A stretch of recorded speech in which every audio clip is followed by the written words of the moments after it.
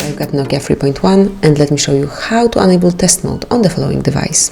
So at first, let's open the phone dialer and then enter a secret code, which is *pound 3727 33 ###. And as you can see, now we are in test menu. Here you can test several of features, actually all of them. For example, flashlight, brightness, pixel color, vibrator, receiver, speaker, and all the others. So for example, let me check the vibration, click on start, and as you can see, it was 2 of them, so it passed. Then let me pick the speaker test maybe. Trapped in the past, I just can't seem to move on.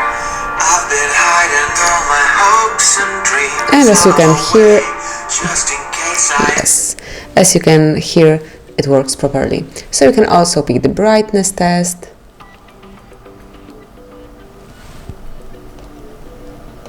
Yeah, it passed, so everything is working properly. Now you can simply test your device here, and if any feature is not working while you are using some apps, you can check if it's the app to blame or is it something with your Nokia 3.1.